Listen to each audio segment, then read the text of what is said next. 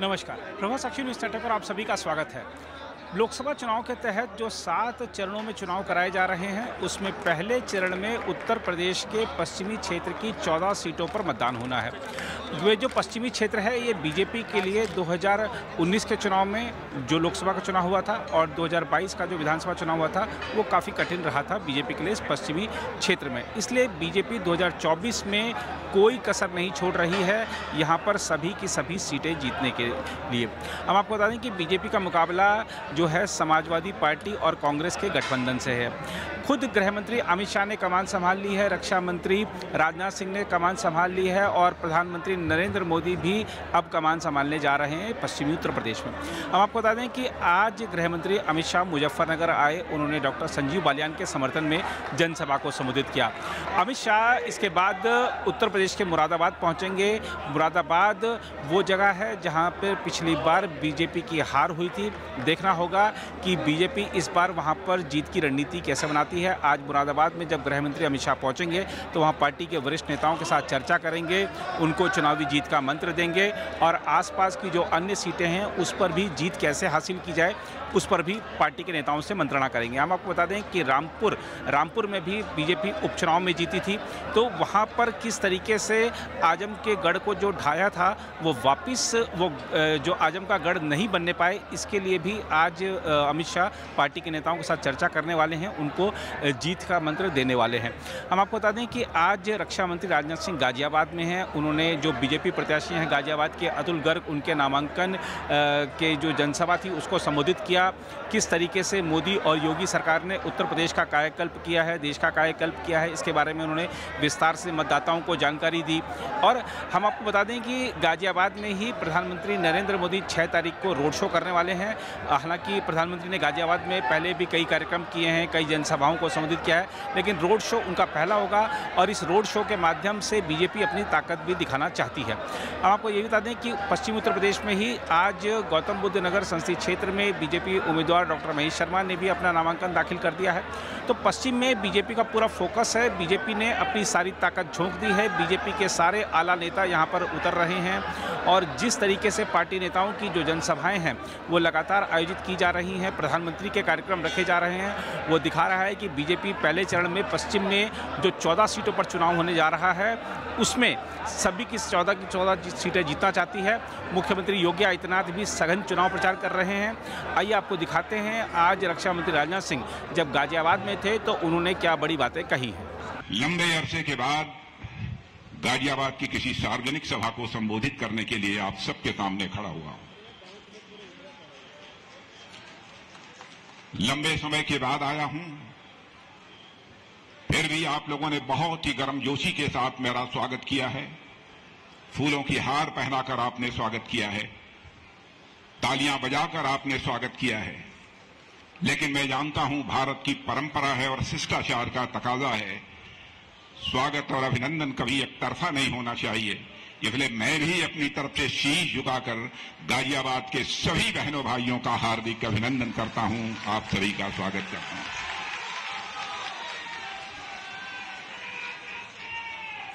बहनों भाइयों, गाजियाबाद के साथ मेरा आत्मिक रिश्ता है और गाजियाबाद यदि मैं आया हूं तो मेरा आना यह कोई घटना नहीं है। पहली बार जब अपनी जिंदगी में मैंने अपने लोकसभा का सफर प्रारंभ किया था, इसी गाजियाबाद संसदीय निर्वाचन क्षेत्र से ही मैंने लोकसभा का अपना सफर प्रारंभ किया था। जिस समय मैं चुनाव लड़ने आया था उस समय मैं पार्टी का राष्ट्रीय अध्यक्ष था और जब मैं गाजियाबाद छोड़कर लखनऊ संसदीय निर्वाचन क्षेत्र में चुनाव लड़ने के लिए गया उस समय भी राष्ट्रीय अध्यक्ष का ही दायित्व मैं निभा रहा था। जब आया था गाजियाबाद चुनाव लड़ने के लिए, लोगों ने कहा गाजियाबाद की सीट बहुत कठिन सीट है। हमारे नेताओं ने दिल्ली में भी मुझे समझाने की कोशिश की कि गाजियाबाद से आपको चुनाव नहीं लड़ना चाहिए क्योंकि आप राष्ट्रीय अध्यक्ष हैं, यह सीट हारी हुई है और ऐसी ही सीट से आपको चुनाव लड़ना चाहिए जहां से कि भारतीय जनता पार्टी को विजय प्राप्त हुई हो।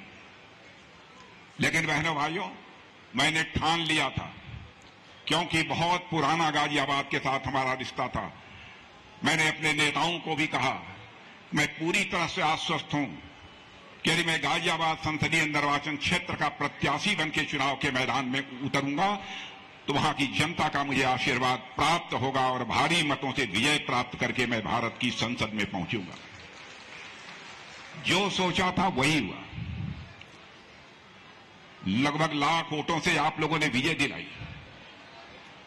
2014 आया, परिस्थितियां सारे देश में बदल चुकी थी। आदरणीय नरेंद्र मोदी जी प्रधानमंत्री पद के उम्मीदवार घोषित हो चुके थे। पार्टी ने उस समय फैसला किया कि मोदी जी भारत की सांस्कृतिक राजधानी वाराणसी से लड़ेंगे, तो उत्तर प्रदेश की राजधानी लखनऊ से पार्टी के राष्ट्रीय अध्यक्ष राजनाथ सिंह को चुनाव लड़ना चाहिए। यह पार्टी का फैसला था और मैं कह सकता हूं उसी फैसले के अनुसार ही मैंने यहां चुनाव लड़ने का फैसला किया और आप सब ने अपने प्यार से मेरी झोली भर दी। मेरे बहनों भाइयों, फिर से मैं आप सबके प्रति अपना आभार व्यक्त करना चाहता हूं। मैं आपको याद दिलाना चाहता हूं 2014 और 2019 अपने चुनाव अभियान की शुरुआत हमारे आज के प्रधानमंत्री मोदी जी और मैंने यदि कहीं से की थी तो मेरठ से हम लोगों ने किया था। मेरठ गाजियाबाद में मैं जानता हूं जो कुछ भी होता है उसका असर केवल उत्तर प्रदेश में ही नहीं होता है बल्कि सारे हिंदुस्तान में होता है। 1857 का प्रथम स्वतंत्रता संग्राम यदि किसी ने याद होगी यह बात, वह घटनाएं, तो मेरठ से यह प्रारंभ हुआ था। मेरठ ने किस प्रकार करिश्माई काम किया था उस समय प्रथम स्वतंत्रता संग्राम के दौरान, इससे मैं समझता हूं कि यहां का भी बच्चा अच्छी तरह परिचित होगा। उसके बाद जब मैं लखनऊ चला गया, पार्टी ने बीके सिंह जी को यहां से चुनाव के मैदान में उतारा। मैं आप लोगों के प्रति आभार व्यक्त करना चाहता हूं कि बीके सिंह जी को भी आपने 2-2 बार सांसद बनाकर भारत की संसद में भेजा और मैं कह सकता हूं बीके सिंह जी ने भी बहुत खूबसूरती के साथ अपनी जिम्मेदारी का निर्वाह किया। भारत सरकार में मंत्री के रूप में भी उन्होंने अपनी बहुत ही प्रभावी भूमिका का निर्वाह किया है। लेकिन एक पार्टी का दस्तूर है, समय समय पर पार्टी फैसले जहां आवश्यक होता है प्रत्याशियों के संबंध में बदलती रहती है। यह किसी भी राजनीतिक पार्टी में होता है। आज कोई प्रत्याशी है, यह आवश्यक नहीं है कि वह कल प्रत्याशी रहेगा, कल दूसरा भी प्रत्याशी आता है, अन्य लोगों को भी अवसर प्राप्त होना चाहिए, प्रत्याशी रहेगा, कल दूसरा भी प्रत्याशी आता है, अन्य लोगों को भी अवसर प्राप्त होना चाहिए। इसलिए इस बार भारतीय जनता पार्टी की इलेक्शन कमेटी ने फैसला किया कि गाजियाबाद संसदीय निर्वाचन क्षेत्र से किसी को चुनाव मैदान में उतारा जाना चाहिए तो श्री अतुल गर्ग को ही चुनाव के मैदान में उतारा जाना चाहिए। बहनों भाइयों, आप लोग जो अच्छी तरह अतुल गर्ग से परिचित होंगे, जानते होंगे, प्रखर मेधा के धनी है। अतुल गर्ग के अंदर अद्भुत काल्पनिक क्षमता है, कुछ कर गुजरने की उनके अंदर तड़पण है और लंबे समय से इनकी ही नहीं बल्कि इनके परिवार की यदि पृष्ठभूमि देखिए, इनके पिता भी यहां से महापौर रह चुके हैं और उन्होंने बहुत ही ईमानदारी पूर्वक अपनी भूमिका महापौर के रूप में यहां पर निभाई थी। इसलिए मैं मानता हूं कि अतुल गर्ग जी को विरासत में भी बहुत कुछ प्राप्त हुआ है, राजनीति का गुण, और वह एक अनुभवी नेता है। इसलिए भारतीय जनता पार्टी ने उन्हें चुनाव के मैदान में उतारा है। अब हम लोग चुनाव सारे देश में लड़ रहे हैं। हमारा संकल्प है कि भारत एक विकसित भारत बनना चाहिए। ऐसे भारत का हम निर्माण करना चाहते हैं जो भारत पूरे विश्व का नेतृत्व कर सके। ऐसे भारत के निर्माण का संकल्प लेकर हम सब अपने कदम आगे बढ़ा रहे हैं अपने प्रधानमंत्री मोदी जी के नेतृत्व में। मैं आप सबको याद दिलाना चाहता हूं, 2014 में जब भारत की अर्थव्यवस्था, यदि आपको जानकारी होगी तो अंतर्राष्ट्रीय जगत में भारत की अर्थव्यवस्था 11वें स्थान पर थी। यानी धन दौलत के मामले में, अर्थव्यवस्था के आकार के मामले में यह भारत 11वें स्थान पर खड़ा था। लेकिन मोदी जी के प्रधानमंत्री बनने के बाद आप सब ने भी समाचार पत्रों में पढ़ा होगा, जो हमारा भारत दुनिया के गरीब देशों में गिना जाता था, वह 2000 आज के 2017-18 19 आते आते हमारा भारत अर्थव्यवस्था के आकार के मामले में, धन दौलत के मामले में दुनिया के टॉप 5 कंट्रीज में आकर खड़ा हो गया। यह करिश्मा यदि किसी ने किया है तो हमारे प्रधानमंत्री नरेंद्र मोदी जी ने किया है। और मेरे बहनों भाइयों, मैं आपको विश्वास दिलाना चाहता हूं, आप यकीन रखिएगा, मैं ही नहीं बल्कि दुनिया के सारे अर्थशास्त्री सच्चाई को स्वीकार करते हैं और डंके की चोट पर यह कहते हैं कि 2027 प्रारंभ होते होते यह भारत दुनिया की टॉप 3 कंट्रीज में आकर खड़ा हो जाएगा। भारत की सरकार जिस तरीके से हमारे प्रधानमंत्री मोदी जी के नेतृत्व में चल रही है, उसके कामकाज को देखते हुए और भारत जिस तेजी के साथ प्रगति कर रहा है, सारे बड़े बड़े अर्थशास्त्री, बड़ी बड़ी फाइनेंशियल फर्म्स अब यह विश्वास के साथ दावा व्यक्त कर रही हैं कि 2027 आते आते भारत दुनिया की टॉप 3 कंट्रीज में खड़ा हो जाएगा अर्थव्यवस्था के आकार के मामले में। और मैं यह भी आपको बतलाना चाहता हूं, हम लोगों का संकल्प है, हमारे प्रधानमंत्री का संकल्प है कि भारत अब दुनिया के गरीब देशों में नहीं गिना जाएगा, बल्कि 2047 आते आते भारत विश्व की सबसे बड़ी अर्थव्यवस्था बन सकता है। बहनों भाइयों, यह संकल्प लेकर हम लोग अपने कदम तेजी के साथ आगे बढ़ा रहे हैं। आप लोगों ने भी समाचार पत्रों में पढ़ा होगा, भारत के बारे में यह धारणा थी कि भारत यह गरीबों का देश है, भारत एक कमजोर देश है। यह धारणा सारे विश्व में बनी हुई थी। लेकिन 9 वर्षों के अंदर हमारे प्रधानमंत्री मोदी जी ने जो करिश्मा किया है, बहनों भाइयों, आप सबको भी इस बात का फक्र होना चाहिए कि 25 करोड़ लोग गरीबी रेखा से बाहर हो चुके हैं। 25 करोड़ लोग गरीबी रेखा से बाहर हो चुके हैं। जो काम दुनिया के किसी दूसरे देश में नहीं हो पाया, हमारे प्रधानमंत्री ने उसे करके दिखाने में कामयाबी हासिल की है। यह कोई छोटी बात नहीं है। कभी कभी हमारे विरोधी कहते हैं कि आप यह कैसे दावा करते हैं कि 25 करोड़ लोग गरीबी रेखा से बाहर हो चुके हैं, गरीबी के संकट से बाहर निकल चुके हैं। मैं उन्हें बतलाना चाहता हूं, हमारे ऊपर यकीन मत करिए, हमारी सरकार के ऊपर यकीन मत करिए। यह नीति आयोग का दावा है, और नीति आयोग का ही नहीं बल्कि विश्व की जो अंतर्राष्ट्रीय जो हमारी फाइनेंशियल फर्म है, वित्तीय संस्थाएं हैं, वह दावा कर रही हैं कि 7, 8, 9 वर्षों के अंदर मोदी जी के नेतृत्व की सरकार ने वह करिश्मा किया है कि भारत में 25 करोड़ लोग गरीबी रेखा से बाहर हो गए हैं। भारत, मेरे बहनों भाइयों, अब यह कमजोर भारत के रूप में नहीं जाना जाता। भारत अब यह ताकतवर देश बन चुका है दुनिया का। पहले अंतर्राष्ट्रीय मंचों पर भारत कुछ बोलता था तो भारत की बातों को दुनिया गंभीरतापूर्वक नहीं लेती थी। कहते थे कि भारत तो कमजोर देश है, भारत तो गरीब देश है। हमारे भारत के बारे में यह धारणा थी। लेकिन हमारे प्रधानमंत्री मोदी जी ने करिश्मा किया है, मेरे बहनों भाइयों। आज अंतर्राष्ट्रीय मंचों पर भारत कुछ बोलता है तो सारी दुनिया कान खोलकर सुनती है कि भारत बोल क्या रहा है। यह भारत की हैसियत बनी है। अंतर्राष्ट्रीय जगत में भारत का कद तेजी के साथ बढ़ा है, और आज कहीं भी विश्व में कोई घटना होती है, विश्व के बड़े बड़े राष्ट्राध्यक्षों की नजर यदि किसी की तरफ होती है तो हमारे प्रधानमंत्री मोदी जी की तरफ होती है। मेरे भाई, मैं आपको याद दिलाना चाहता हूं, आप लोगों ने भी समाचार पत्रों में पढ़ा होगा, रूस और यूक्रेन के बीच का युद्ध विगत 2 वर्षों से चल रहा है। रूस की तरफ से भी लगातार मिसाइलें चल रही हैं, यूक्रेन की तरफ से भी मिसाइलें चल रही हैं।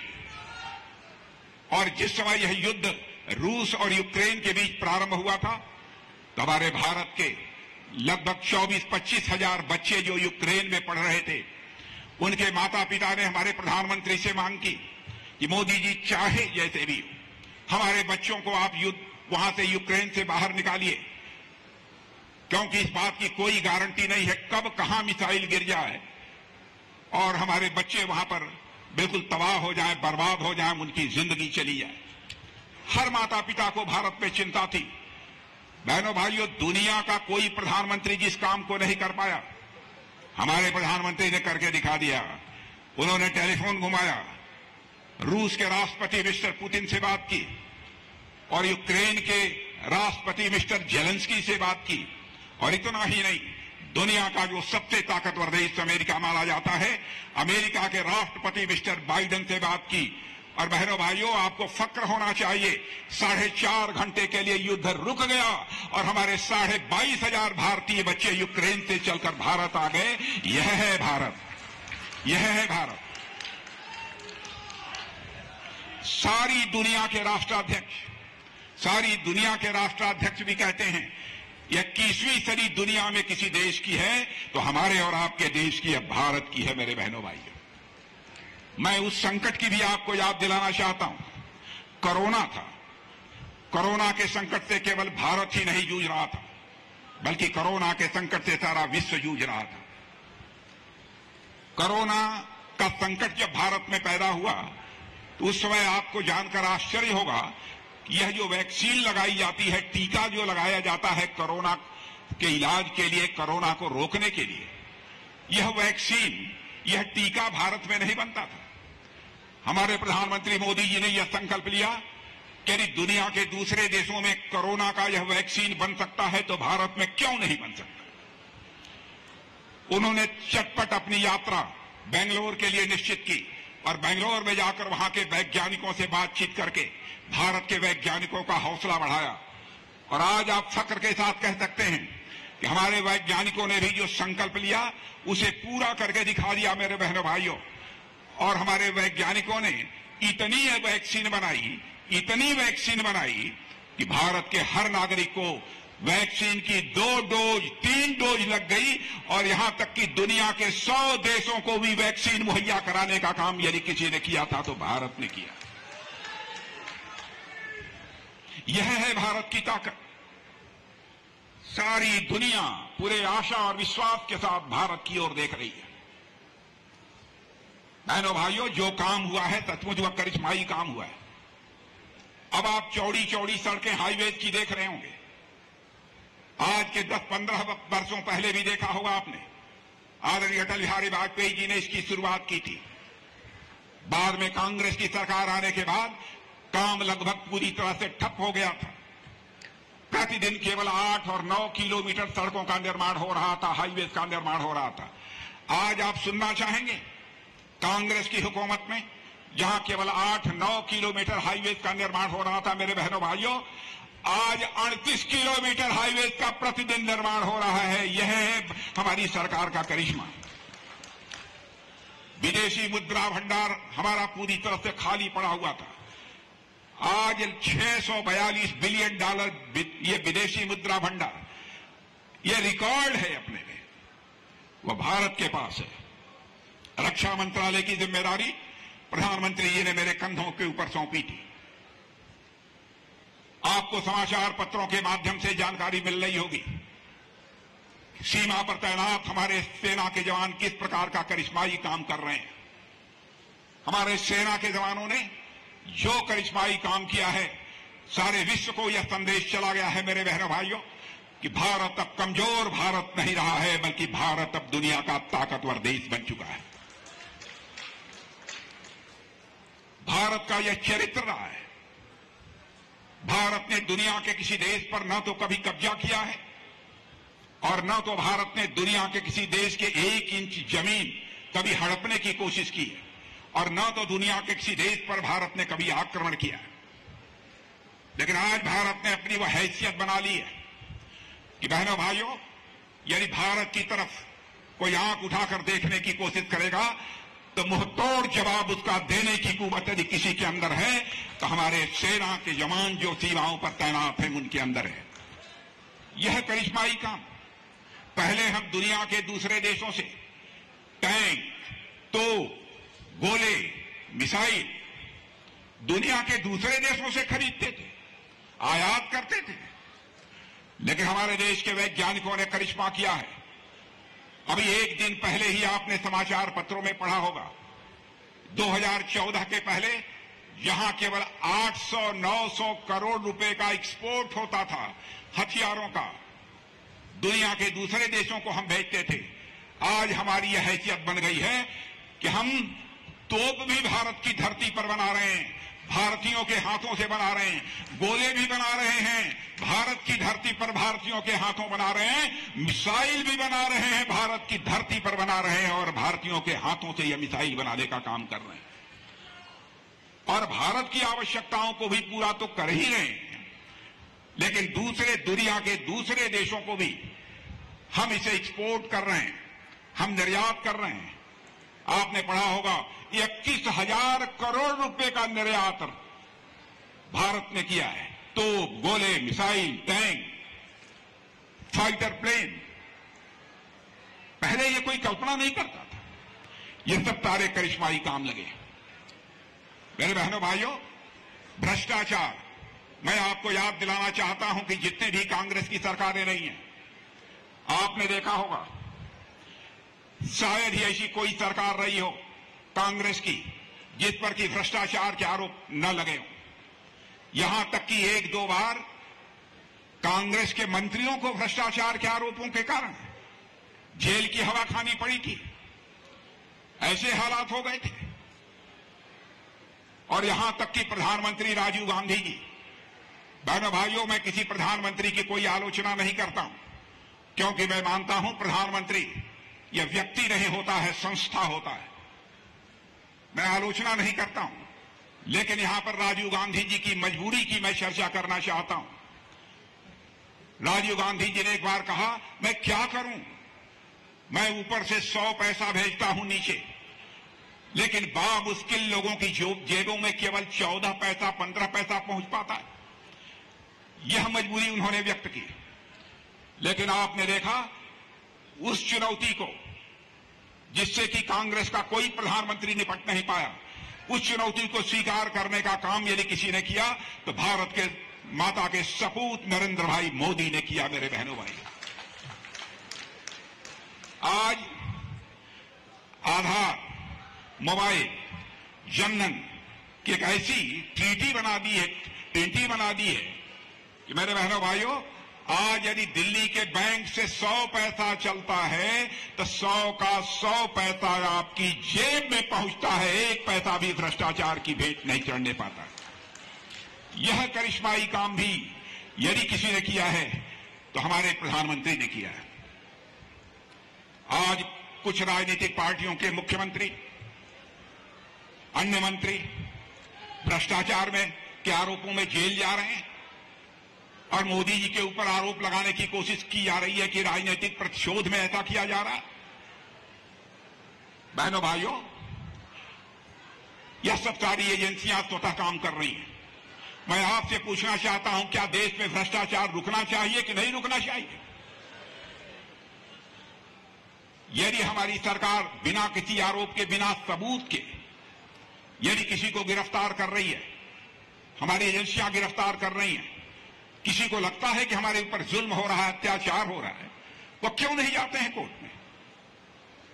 कोर्ट जा सकते हैं, lower court, high court, supreme court जा सकते हैं, लेकिन इन अदालतों के द्वारा भी जो उनको राहत मिलनी चाहिए वह राहत नहीं मिल पा रही है, क्योंकि हमारे पास भ्रष्टाचार के पुख्ता सबूत हैं। मेरे बहनों भाइयों, इसलिए नहीं मिल पा रही।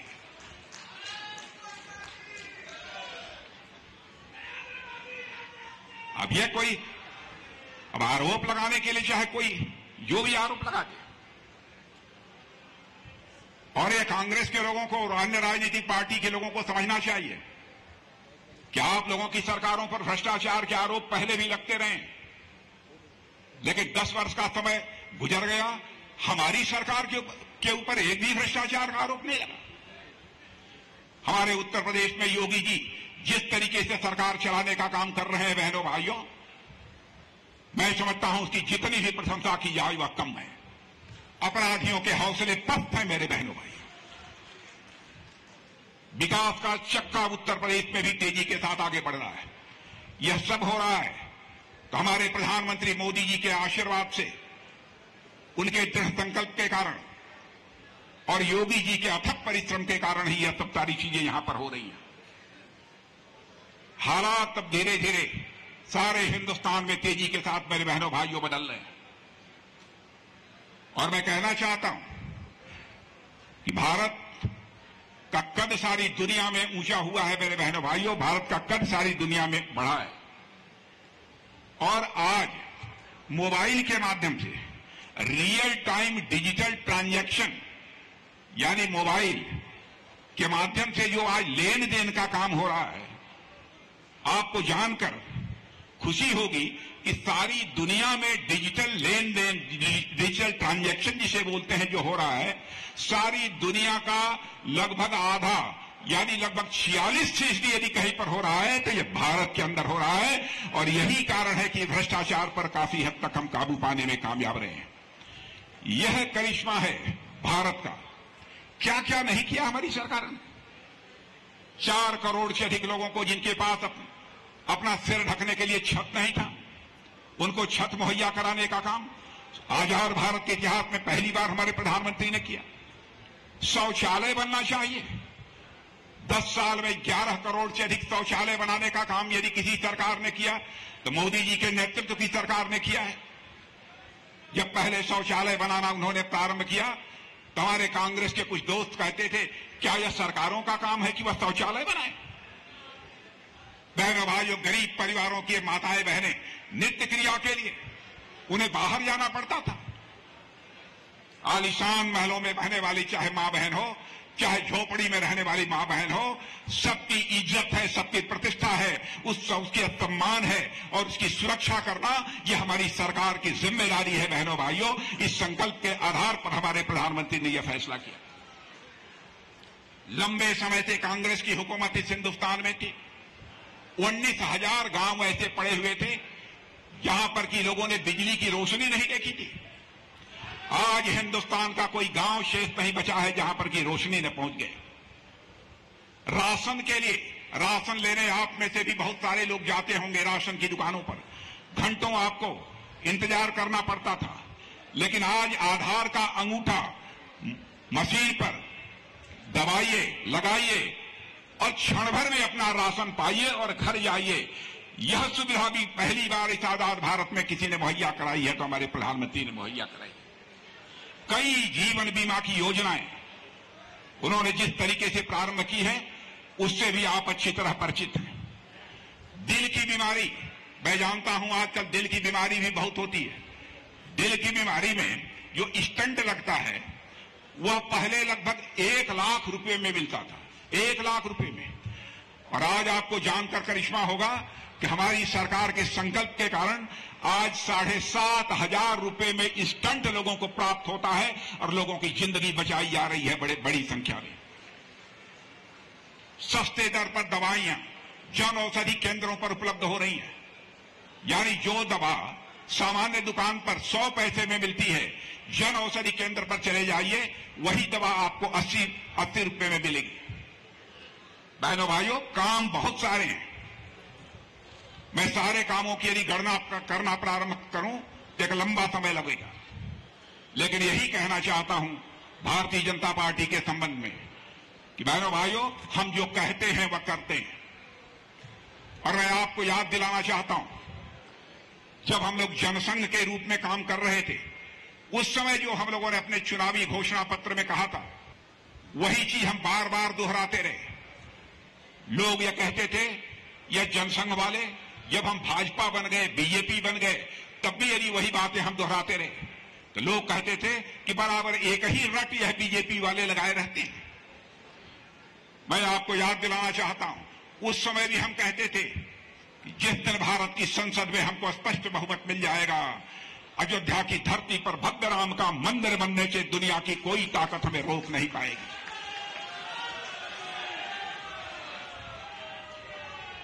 1984 से लगातार हमारे चुनावी घोषणा पत्र में यह शामिल था। 1984 से लगातार हमारी चुनावी घोषणा पत्र में यह शामिल था। और विरोध पक्ष के लोग ये कहते थे, ये भाजपा वाले जब चुनाव आता है कहते हैं कि हमको बहुमत मिल जाएगा तो हम अयोध्या की धरती पर भव्य राम मंदिर बनाएंगे, लेकिन तारीख नहीं बताएंगे। बहनों भाइयों, आपने देखा 22 जनवरी आ गई और हमारे इस देश के यशस्वी प्रधानमंत्री मोदी जी ने भगवान रामलला की प्राण प्रतिष्ठा कर दी। अब रामलला अपनी कुटिया से निकल के अपने महल में आ चुके हैं। बहनों भाइयों, राम राज्य भारत में आने से दुनिया की अब कोई ताकत रोक नहीं सकती।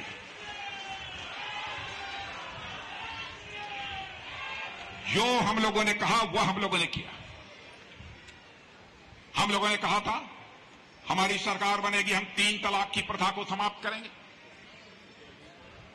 हमारे कांग्रेस के लोग कहते थे कि दूसरे लोगों के धर्म के मामले में आप क्यों बोलते हैं। बहनों भाइयों, चाहे हिंदू की मां बहन हो, चाहे मुसलमान की मां बहन हो, ईसाई की मां बहन हो, पारसी की मां बहन हो, सबको हम सम्मान की नजरिए से देखते हैं। कोई बुरा माने या अच्छा माने, हम इस बात को बर्दाश्त नहीं कर सकते किसी भी जात, किसी भी पंथ और किसी मजहब की हमारी कोई बहन हो और शादी होने के बाद 3 बार तलाक तलाक तलाक बोलकर कोई उसकी छुट्टी कर दे। संकल्प लिया था कि 3 तलाक की प्रथा को समाप्त करेंगे और आपने देखा कि डंके की चोट पर हम लोगों ने 3 तलाक की प्रथा को समाप्त कर दिया। मेरे बहनों, हम लोग जाति, पंथ अथवा मजहब के आधार पर राजनीति करने वाले लोग नहीं। हम लोग इंसाफ और इंसानियत के आधार पर राजनीति करने वाले लोग हैं। चाहे कोई किसी जात का हो, कोई पंथ का हो, मजहब का हो। भारत में जितने भी धर्मावलंबी हैं, सभी धर्मों का हम सम्मान करते हैं। चाहे कोई हिंदू हो, मुसलमान हो, ईसाई हो, पारसी हो, कोई हो, सभी का हम सम्मान करते हैं। उसके साथ हम लोग कभी छेड़छाड़ नहीं करते। लेकिन यह लगा हम लोगों को कि माताओं बहनों की इज्जत अस्मत यह सुरक्षित रहनी चाहिए, इसलिए हम लोगों ने संकल्प लिया था और हम लोगों ने इस काम को किया है।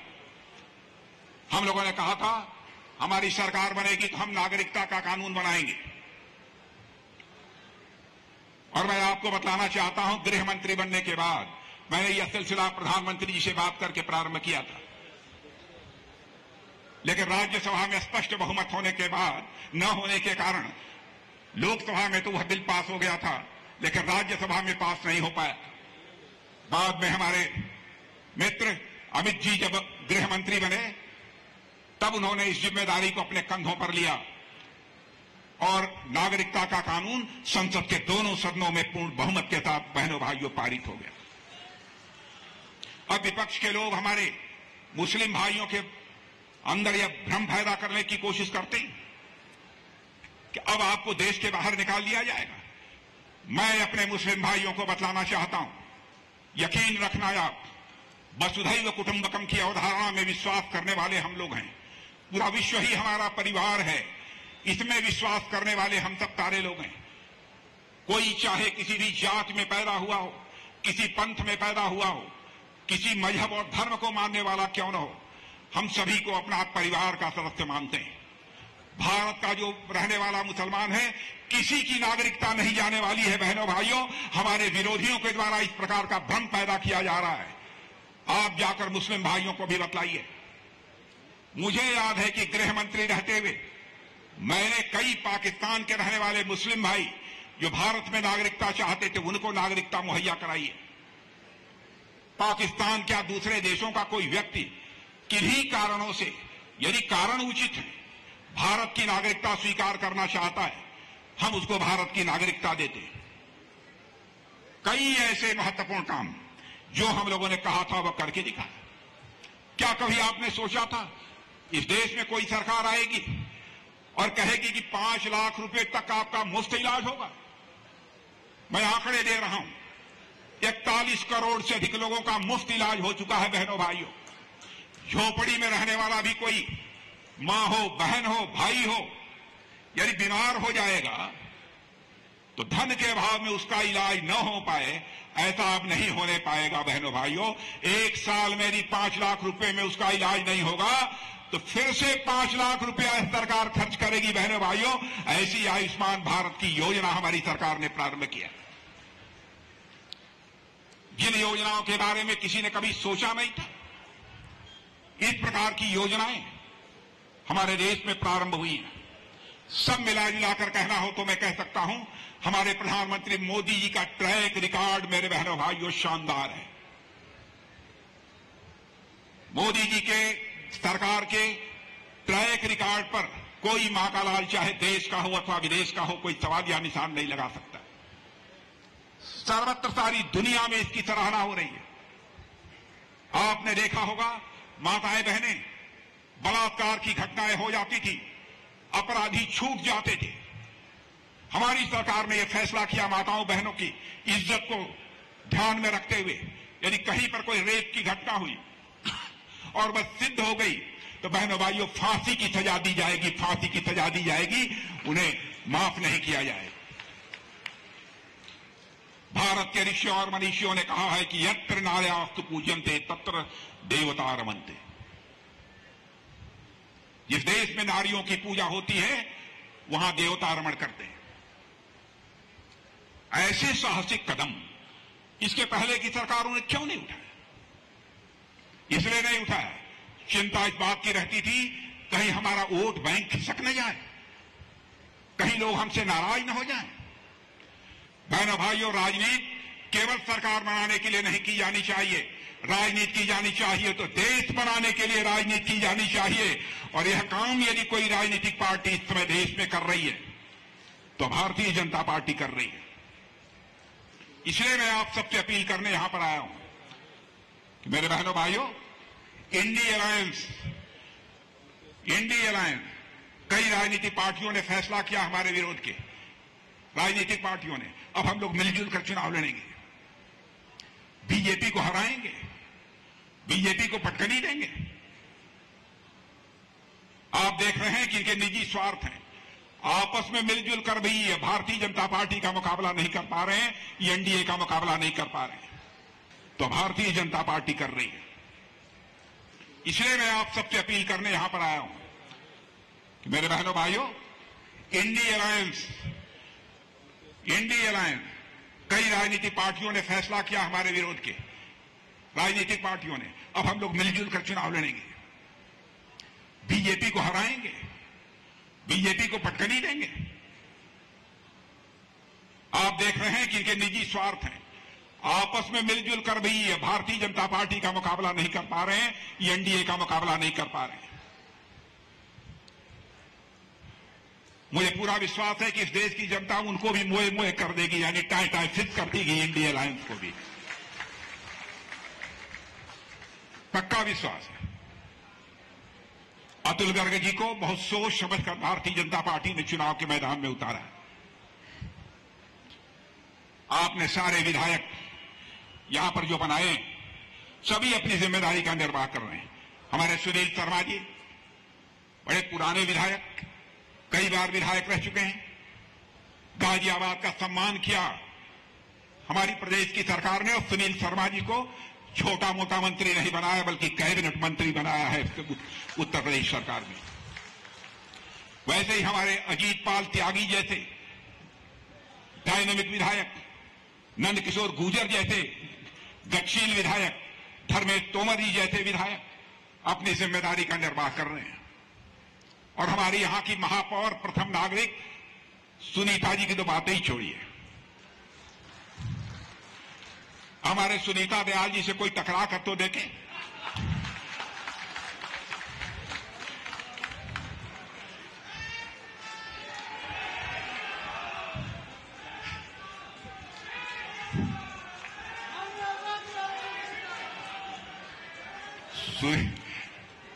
सुनीता जी से टकरा कर तो कोई देखे। अब बहनों भाइयों, आगे की बात नहीं कहूंगा, उसकी खैर नहीं है। और मैंने सुनीता जी के अंदर देखा है जोखिम उठाने का खतरा, मोड़ लेने का कलेजा यदि किसी के अंदर है तो सुनीता दयाल के अंदर है। बहनों भाइयों, मैंने देखा है।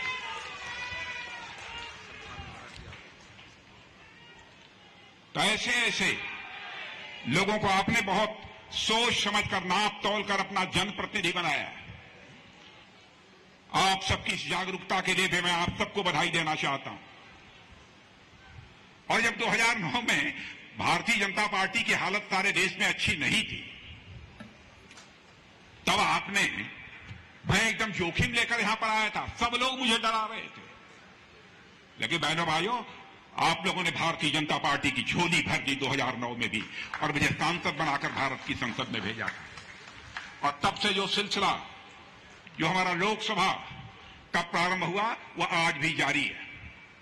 लेकिन यकीन रखना बहनों भाइयों, जहां भी रहूंगा, जिस रूप में रहूंगा, मैं अपने गाजियाबाद के बहनों भाइयों के एहसान को किसी भी सूरत में भूलूंगा नहीं।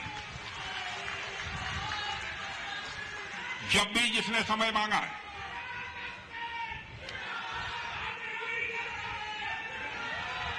जब भी जिसने समय मांगा है बहनों भाइयों, यदि मैं कहीं बाहर विदेशों में अथवा दौरे पर नहीं रहा हूं, अन्य स्थानों पर भले ही कोई छूट जा, लेकिन गाजियाबाद के लोगों को मैं कभी नहीं छोड़ता हूं। और यकीन रखना, जब तक रहूंगा मैं भारत की राजनीति में, गाजियाबाद के लोगों का मेरे ऊपर वह एहसान है बहनों भाइयों कि मैं कभी आपको छोड़ूंगा नहीं। आपका था, आपका हूं और आपका रहूंगा, मैं आपको यह विश्वास दिलाता हूं। भारत माता की।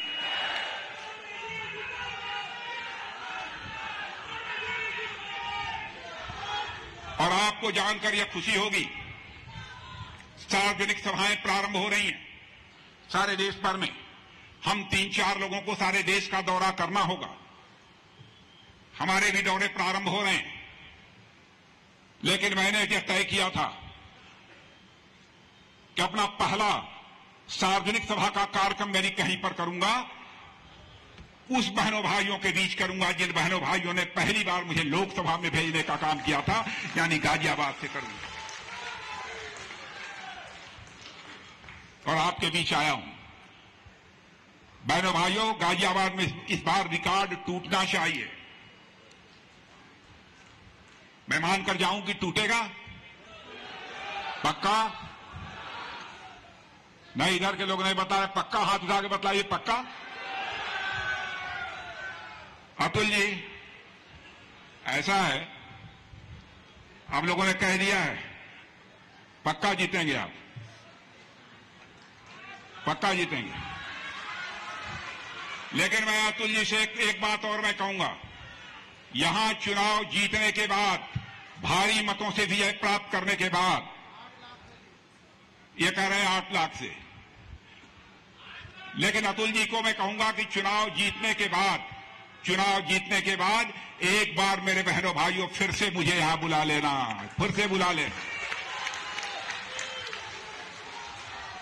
और यदि दोबारा अतुल जी के जीतने के बाद मैं गाजियाबाद आना चाहूंगा, तो ऐसी मोटी फूलों की हार पहनकर अपना स्वागत कराने के लिए नहीं आना चाहूंगा, बल्कि शीश झुकाकर अपने परिवार के लोगों के प्रति आभार व्यक्त करने के लिए यहां पर आना चाहूंगा। एक बहुत बड़ा विश्वास लेकर मैं यहां से जा रहा हूं। और हमारी अखिल भारतीय स्तर पर जो सार्वजनिक सभाएं प्रारंभ हो रही हैं, यह हमारी पहली सभा है। और मुझे पक्का विश्वास है कि आप किसी भी सूरत में विश्वास को टूटने नहीं देंगे। मैं पुनः एक बार शीश झुकाकर गाजियाबाद के जो लोग यहां इस सभा में मौजूद हैं उनको भी, और जो सभा में मौजूद नहीं हैं उन सबके प्रति भी सम्मान की अभिव्यक्ति करते हुए अपना निवेदन समाप्त करता हूं। बोलिए भारत माता की। अगर आप भी लेना चाहते हैं देश दुनिया की तमाम जानकारी, तो आज ही सब्सक्राइब करें हमारे चैनल को। साथ ही नीचे दिए बेल आइकन को जरूर दबाएं ताकि हर अपडेट आप तक पहुंच सके।